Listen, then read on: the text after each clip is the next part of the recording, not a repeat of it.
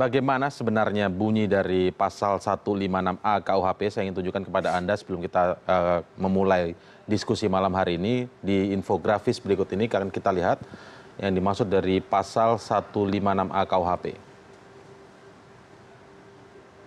Baik, di sini disebutkan dalam pasal 156A KUHP dipidana dengan pidana penjara selama-lamanya 5 tahun barang siapa dengan sengaja di muka umum mengeluarkan perasaan atau melakukan perbuatan yang bersifat permusuhan, penyalahgunaan atau penodaan terhadap suatu agama yang dianut di Indonesia. Menkumham tadi sempat kita sudah lihat bersama, dengarkan bersama, mengatakan perlu dikaji ulang. Dan kemudian hari ini Bung Rey Rangkuti dengan sejumlah elemen masyarakat sipil yang lain ya, beberapa yang ikut tadi dalam kajian siang tadi atau sore tadi, hasilnya apa sebenarnya Bung Rey? Kalau kita lihat dari berbagai kasus tadi, sebenarnya ini pasal karet atau justru pasal yang melindungi keberagaman itu sendiri? Kalau disebut melindungi keberagaman sendiri, sebetulnya kan keberagaman itu muncul dengan kesadaran yang semestinya datang dari setiap individu yang memeluk agama ya. Iya. Itu pertama gitu. Tapi pada faktanya kalau kita kaji kembali kan sejak undang-undang ini diberlakukan di zaman Soeharto sehingga saya ada sekitar 9 kasus. Yang menarik itu adalah pasca reformasi meningkat beratus-ratus kali sampai mencapai sekitar 90-an kasus. Pasca reformasi justru reformasi, ya. Orang dipidana karena tuntutan penodaan agama dan sebagainya gitu. Nah, yang menarik dari kajian itu adalah relatif tidak satu pakem sebetulnya itu. Jadi tadi sudah dijelaskan di awal ya, banyak berbagai kasusnya itu. Nah itu semua dipukul rata dengan pasal 156 atau 156A itu. Gitu. Yeah. Ada misalnya karena polling, ada misalnya karena meyakini berbeda dengan keyakinan mainstream, kayak gitu. Ada melakukan tafsir gitu ya. Tapi ada juga ya kalau kasus dalam bentuk karya sastra juga tadi ada kan? Nah, bahkan misalnya salah satu kasus yang muncul seingat saya adalah sebuah media cetak nasional kita pernah suatu waktu memuat karikatur yang kontroversial di luar negeri. Kemudian dibuat di media di sini, meskipun kemudian ini tidak dinyatakan sebagai tidak dilanjutkan kasusnya, bahkan dibebaskan begitu, tapi itu pun pernah diadukan sebagai kasus penistaan agama.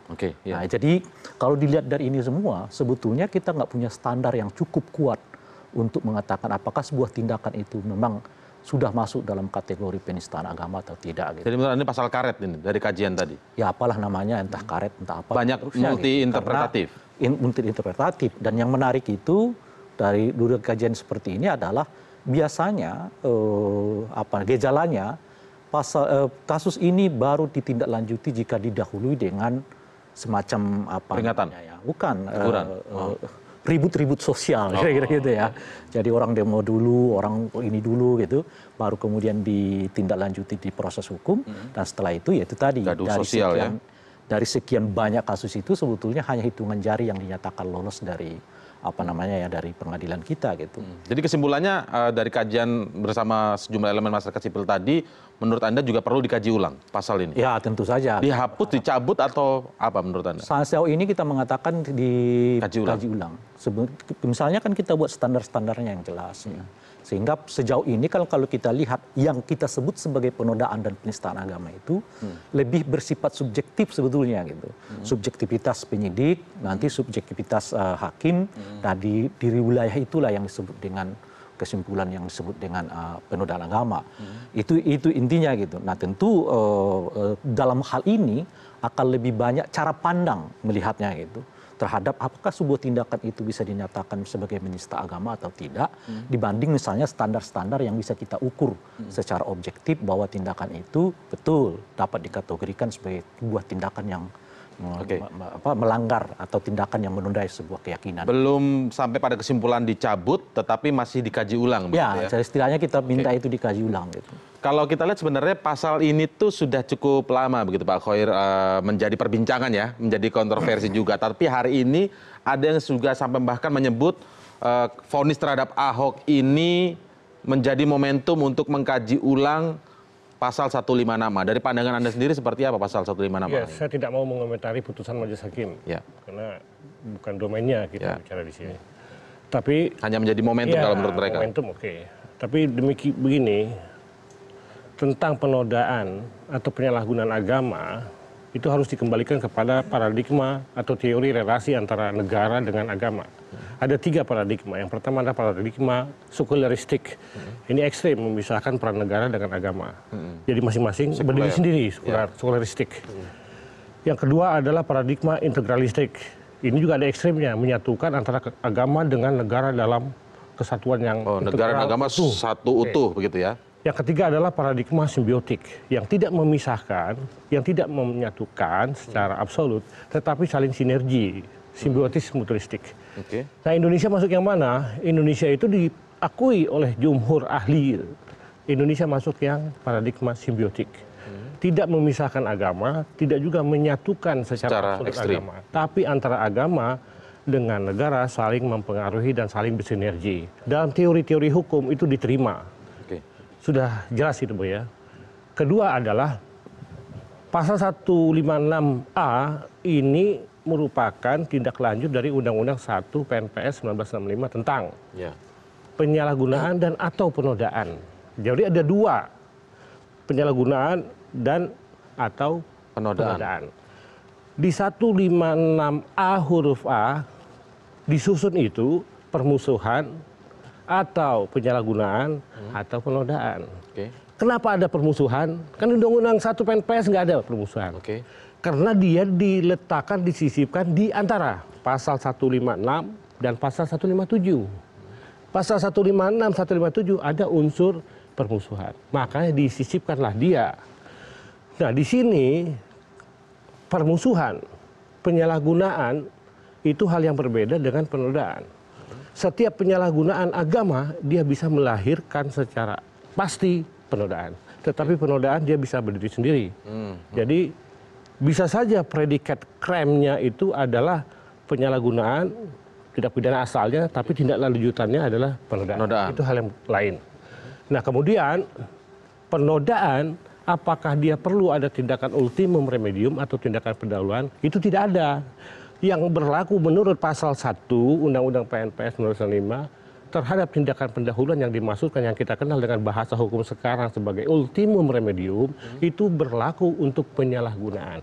Karena rumusan pasal 1 itu menyebutkan penyelewengan, penyimpangan terhadap ajaran agama ataupun tindakan-tindakan perbuatan yang menyerupai kegiatan keagamaan tertentu.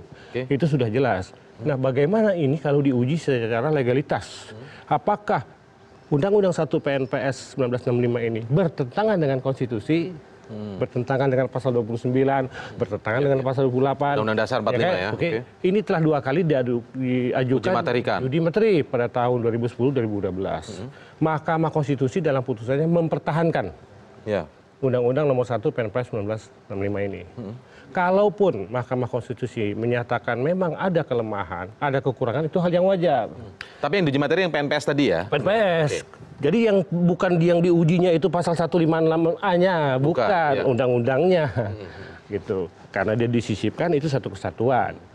Nah, itu diuji dinyatakan sah dan tetap berlaku, tidak bertentangan dengan konstitusi. Itu menurut amar putusan Mahkamah Konstitusi. Sekarang kalau pemerintah misalkan akan mengkaji ulang, silahkan saja dalam konteks hak pemerintah misalkan mengajukan RUU. Saya tahu inilah latar belakangnya dari RUU kerukunan umat beragama, perlindungan umat beragama, saya tahu itu. Sudah lama ini? Saya sudah tahu lah, dalamnya sudah tahu, tapi tidak mungkin saya jawab di sini. Kenapa demikian? Di situ ada pergeseran norma, di situ ada suatu rekayasa penerapan hukum dalam hal menyikapi antara hubungan negara dengan agama. Panjang ceritanya nih, Mas. Panjang. Jadi maksudnya momentum seperti ini ditujukan sebenarnya untuk masuk ke RUU kerukunan beragama tadi? RUU perlindungan umat beragama. Ini memang akan diajukan, tapi beberapa kali dalam 2 tahun ini belum muncul-muncul. Itu masih berjalan RUU itu di Kemenak. Saya pernah memberikan keterangan waktu FGD yang dilakukan oleh Kemenak terhadap ini. Silahkan saja itu. Silahkan saja. Tetapi jangan dilupakan apa yang saya sebutkan dan apa para ahli menyebutkan. Jangan lupa juga dengan fakta historis bahwa lahirnya Undang-Undang 1 PNPS 1965 ini di penjelasan umumnya itu menyebutkan adanya kewaspadaan nasional. Ingat ini, kewaspadaan nasional. Kewaspadaan nasional itu bagian daripada ketahanan nasional Indonesia. Saya belajar tentang ini lama di Lemhanas dan saya pernah kuliah ketahanan nasional. Walaupun pada akhirnya saya menyusun suatu penelitian dalam disertasi saya itu saya menyatakan secara tegas itu jangan kita kebablasan mewaspadai adanya indikasi potensi gangguan terhadap agama itu juga merupakan gangguan terhadap keutuhan dan kedaulatan NKRI. Kita bayangkan misalkan kalau tidak ada undang-undang ini, tidak ada pasal 156 huruf A, begitu banyaknya ideologi transnasional yang mengatasnamakan agama tetapi mengandung kepentingan politik negara asal, predikat state. Banyak itu ideologi internasional. Belum terjadi adanya penodaan-penodaan di dalam negeri. Ini akan menimbulkan kerawanan nasional yang mengancam ketahanan nasional Indonesia. Berarti mungkin saja yang apakah benar yang disasar itu penyalahgunaan agamanya. Jadi bukan soal penodaan agama. Ya, penyalahgunaan dia bisa melahirkan suatu penodaan, tapi penodaan belum tentu didasarkan oleh penyalahgunaan. Kalau penyalahgunaan itu penyimpangan, pasti dia akan menodai. Saya tertarik dengan yang dimaksud RUU apa tadi? Perlindungan umat beragama. Perlindungan umat beragama, ada pergeseran norma. Boleh tidak nanti diceritakan? Tapi kita setelah jeda ya, kami akan segera kembali dengan mungkin saja menjawab atau tidak ini Pak Khair setelah jeda berikut ini.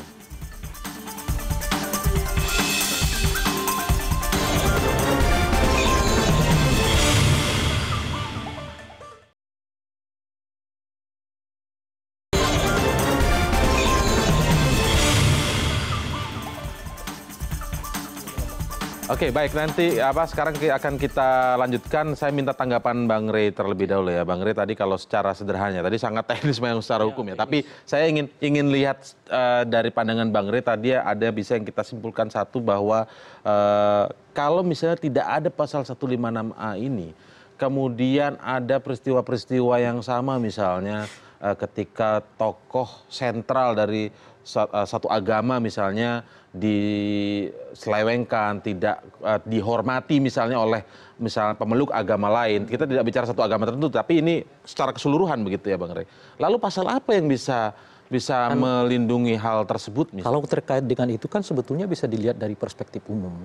Maksud saya perspektif umum itu misalnya apakah agama bisa dilihat juga dalam konteks relasi etnik? Apakah agama bisa dilihat dalam konteks relasi hubungan personal? Apakah juga agama bisa dilihat dalam konteks relasi katakan daerah dan seterusnya gitu. Artinya semua ini kan ada sanksinya. Anda melecehkan etnik tertentu ya ada sanksi. Anda melecehkan individu tertentu di Republik ini juga ada sanksinya gitu. Maksud saya itu relasi yang biasa dan diatur secara biasa juga di dalam undang-undang kita gitu. Sudah ada maksudnya yang mengatur itu? Ada kan di KUHP kan ada soal itu kan. Nah yang menjadi tapi tiba-tiba menjadi agak spesial soal agama karena setidaknya diatur oleh dua undang-undang ini kan. Satu ada di KUHP dalam bentuk sanksi, satunya lagi ada di undang-undang dalam bentuk teknis yang disebut sebagai perlindungan atau penyalahgunaan atau tindakan penodaan atau penistaan terhadap sebuah agama gitu. Nah, kan pertanyaannya kemudian apa yang membuat undang-undang ini menjadi agama ini menjadi spesial? Nah, kalau kita dengar tadi penjelasannya kan misalnya karena konfliknya akan besar. Oke, penjelasan salah satu itu penjelasan. Tapi pada tingkat tertentu, apa kalau etnik yang dihina konflik tidak besar? Apa kalau dan seterusnya kan bisa dijelaskan dengan paradigma itu gitu. Itu yang pertama. Nah, yang kedua adalah kalau kerangkanya misalnya dalam konteks ketahanan nasional, nah kita harus lihat perspektif. Memang kalau di zaman Orde Baru dan undang-undang ini relatif kuat di zaman Orde Baru meskipun dipakai ternyata cuma 9 kali kira-kira begitu ya. Apapun memang selalu mengancam keamanan nasional. Kira-kira gitu ya. Jangankan semacam menyebarkan ideologi tertentu, menyebarkan kedengkian, menyebarkan macam-macam dan seterusnya, bahkan berdiskusi untuk tema-tema tertentu pun bisa dianggap sebagai ancaman terhadap ketertiban dan juga keamanan nasional gitu. Kalau itu perspektifnya. Nah, masalahnya adalah apakah model cara pandang rezim Orde Baru itu mau dipakai juga dalam perspektif reformasi sekarang gitu. Nah, kalau dilihat dari faktanya, perspektifnya nggak berubah, bahkan jauh lebih aktif kalau dibanding misalnya di zaman Orde Baru. Kalau kita melakukan perbandingan ini, artinya apa? Di zaman Orde Baru, khusus yang berkaitan dengan kaitan yang berhubungan dengan agama, sebetulnya tidak menjadi semacam ancaman yang dianggap berat oleh negara, kira-kira gitu. Selama tentu ya yang dilakukan itu pelecehan terhadap agama dan sebagainya. Nah di zaman Orde Reformasi ini terlihat jauh lebih dominan bahwa melakukan tindakan, berpikir, mengucap salah, menerbitkan sesuatu, itu semua bisa dikategorikan sebagai penodaan terhadap agama gitu. Itu yang kedua. Nah oleh karena itu, kalau misalnya ada tindakan yang dilakukan berulang-ulang terkait dengan hal itu oleh seorang ini yang saya mau katakan yang ketiga ini. Dan oleh karena itulah kemudian kita tidak dalam taraf mengatakan hapus ya, tapi tinjau ulang. Ya, kenapa gitu? Seperti yang Anda tanyakan tadi, karena kita nggak punya kategori yang jelas.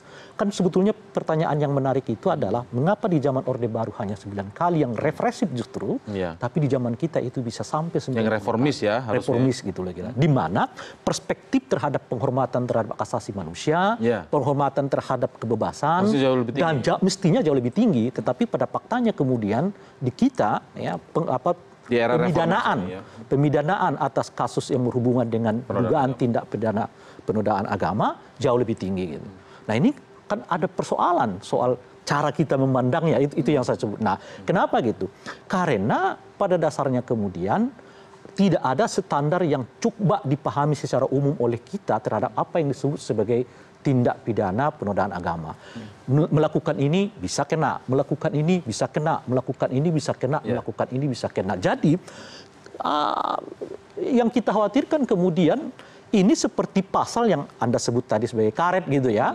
Bahkan untuk menafsirkan sesuatu yang berbeda dengan mainstream pun, kalau tiba-tiba yang mainstream ini merasa terganggu, dia bisa adukan pada polisi dan seterusnya. Oh jadi membuat itu lebih detail. Tidak interpretatif maksudnya. Mungkin detail atau apalah bahasanya, tapi yang kita mau katakan itu kita buat standar deh. Meskipun sebetulnya kalau di undang-undang PNPS itu ya Pak ya, agak dibuat dia tidak buat standar, tapi dia buat bahwa orang sampai ke dugaan penistaan agama itu dengan proses yang berlapis-lapis, kira-kira gitu tuh. Misalnya apa? Misalnya ada surat peringatan dulu, supaya tidak melakukan tindakan yang sama gitu. Kalau tak melakukan tindakan yang sama bisa dipanggil oleh 3 kementerian, 2 kementerian dan 1 kejaksaan, dan lalu bla bla. Kalau tetap melakukan hal yang sama, baru dinyatakan dibawa ke proses hukum. Kalau kita pakai standar itu gitu maksudnya. Artinya apa? Kalau kita baca itu sebetulnya PNPS ini mau mengatakan jangan cepat orang mengatakan jangan langsung diadukan sebagai pidana gitu agama. Karena ini sebetulnya sesuatu yang sangat mungkin terjadi dalam relasi sosial. Artinya aturannya sebenarnya sudah lengkap dong sebenarnya Bang Rey. Iya, tapi kan kalau dari fakta-fakta ini, kalau beberapa kali kita lihat itu, seringkali yang justru proses di PNPS-nya ini nggak dapat. Langsung ke persidangan, sidang langsung diputus. Jadi nggak ada semacam surat teguran, bla bla bla dan seterusnya itu gitu. Nah itu kalau di PNPS ini kan kalau kita ikut ini kan mesti pada tahapan itu. Ya jadi seringkali begitu dan saya nggak tahu ya, mungkin nanti Pak Khoir bisa menjelaskan mengapa itu terus seperti jumping gitu ya, terlalu tak gitu. Nah tapi yang saya mau katakan itu sebetulnya kalau dilihat dari PNPS-nya, ruhnya itu mau mengatakan bahwa gesekan, pemahaman, bukan gesekan ya, lebih tepatnya apa yang disebut dengan sebagai penodaan agama itu sangat mungkin terjadi dalam relasi sosial seperti kita gitu. Bahkan, kenapa gitu? Karena itu inherent dalam diri kita, dimiliki semua oleh orang dengan kebebasan yang dimiliki oleh dia. Oleh karena itu, kalau ada sedikit kesalahpahaman antara berbagai orang soal apa yang disebut dengan apakah ini masuk penistaan, lebih baik didialogkan sebelum masuk kecuali memang sudah terbukti ia melakukannya secara berulang kali dengan niat yang jelas memang ingin melakukan penodaan dan penistaan gitu. Baik, nanti kita harus break terlebih dahulu ya. Nanti kita akan kembali ke Pak Khoir lebih lanjut setelah jeda berikut ini.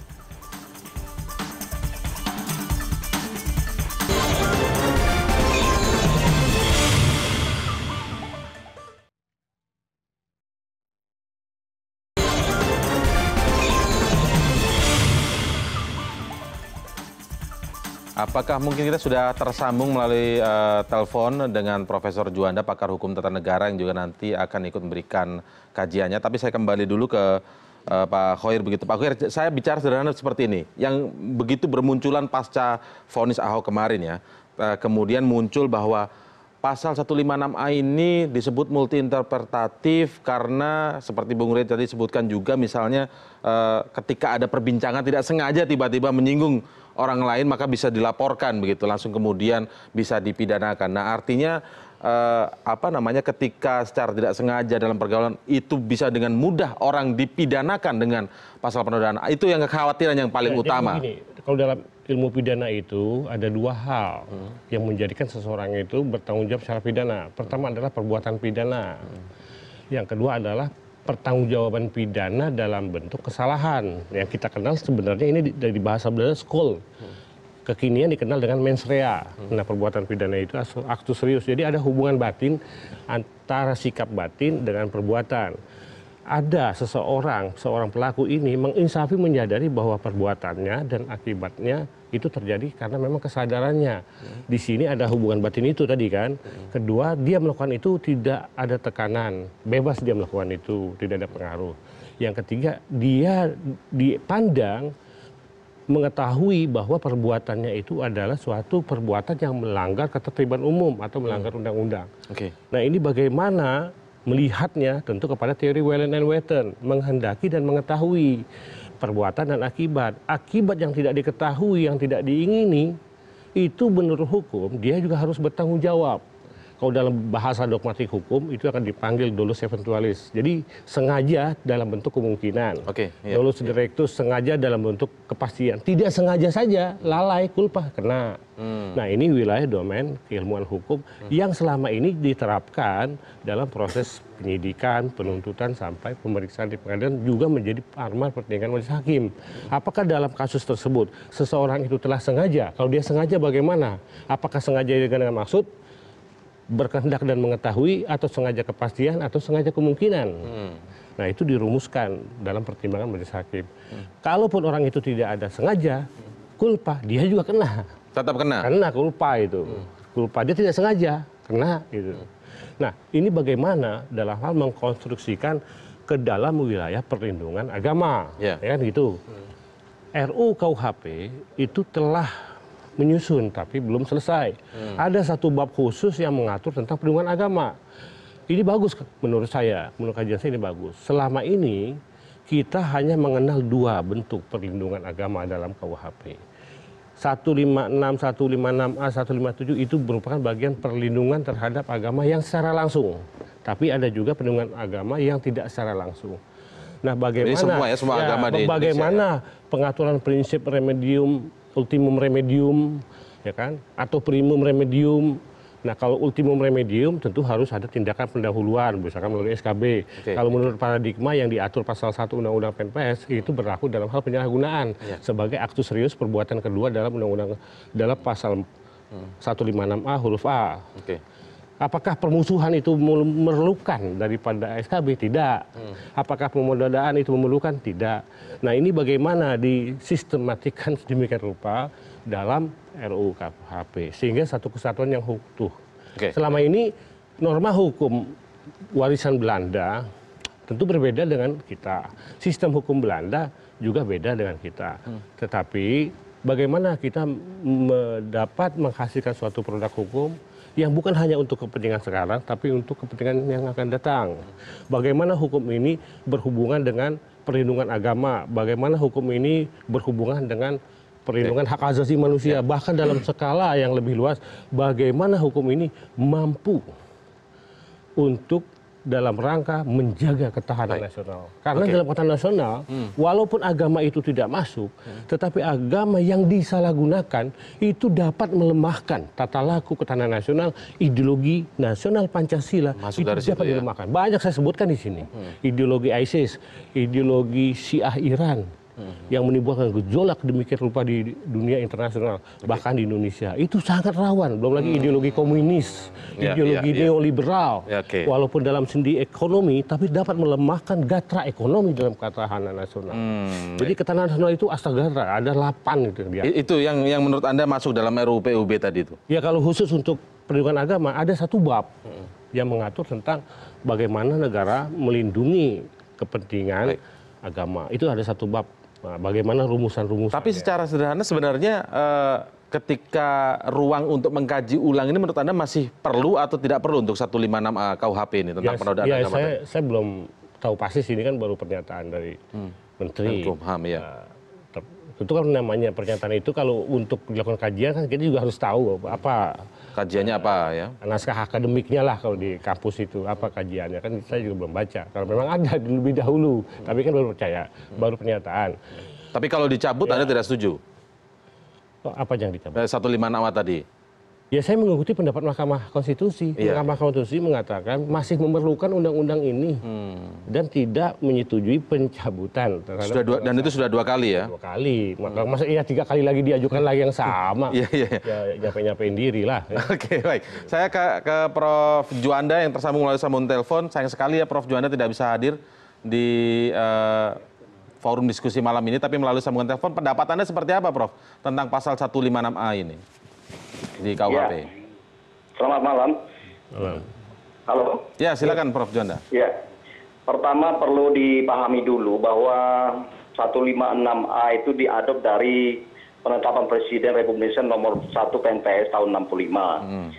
Itu tentang pencegahan penyalahan dan atau penodaan agama. Dan di dalam pertimbangan atau kesenderan dari PNPS itu sendiri, saya melihat secara formil, secara hukum positif memang ini masih berlaku sebagaimana diungkapkan tadi bahwa Mahkamah Konstitusi masih memang memperlakukan ini.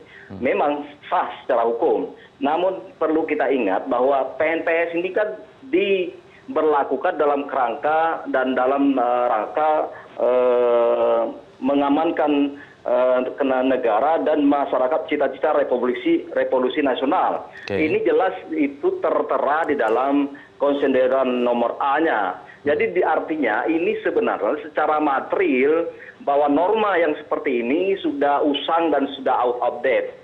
Sebenarnya secara material, walaupun secara formil saya katakan tadi ini masih menjadi hukum positif bagi kita sehingga masih berlaku dan itu diterapkan secara hukum dan itu diadop oleh oleh KUHP dengan pasal 156A-nya. Oleh karena itu saya katakan bahwa kalau ini melihat dari filosofis latar belakang keluarnya PNPS itu sendiri sebenarnya tidak lagi cocok untuk diterapkan di alam sekarang ini. Walaupun demikian perlu memang bahwa persoalan norma tentang penodaan agama itu tetap kita pikirkan untuk kita Baik. Tapi Pak Juanda, kalau kita lihat di tahun 2010 dan 2012 sudah pernah dicoba untuk diuji materi kan kepada Mahkamah Konstitusi dan hasilnya adalah ditolak begitu oleh MK bahwa tetap mempertahankan undang-undang ini begitu, Pak Juanda. Ya, memang ini kan urusan persoalan pendapat MK. Walaupun pendapat MK itu putusan MK juga menjadi hukum yang tetap kita junjung tinggi. Tetapi secara ilmiah saya katakan bahwa bisa jadi ini MK melihat ini adalah satu perangkat hukum yang di mana belum ada perangkat hukum yang lain sehingga MK melihat ini urgensinya memang masih tetap kita butuhkan. Tetapi ya saya kira secara material saya melihat bahwa ini tidak cocok lagi terapkan, apalagi norma-norma coba kita lihat di dalam pasal pertimbangan pasal-pasalnya banyak sekali landasan hukumnya sudah dicabut juga seperti misalnya pasal 4 aturan peradilan Undang-Undang Dasar 45. Sementara Undang-Undang Dasar 45 itu sendiri sudah dirubah 4 kali. Ini kan sudah hal yang perlu kita pikirkan. Walaupun MK mengatakan demikian, ya saya kira ini masukan untuk MK, saya kira untuk kita tertibkan. Baik, kita lihat saja nanti selanjutnya bagaimana kajian dari Menteri Hukum dan HAM kalau memang mau mengkaji ulang begitu ya pasal 156A ini, tapi apakah benar nanti memang terbukti seperti yang disampaikan oleh Pak Khair tadi, ini ujung-ujungnya adalah RUU Perlindungan Umat Beragama tadi ya, nanti mungkin lain kali bisa kita ulas tentang RUU Perlindungan Umat Beragama ini. Terima kasih pandangan Anda, pendapat Anda Prof. Juanda, Bang Ray Rangkuti dan juga Pak Khair, terima kasih telah bergabung malam ini dalam diskusi singkat. Selamat malam.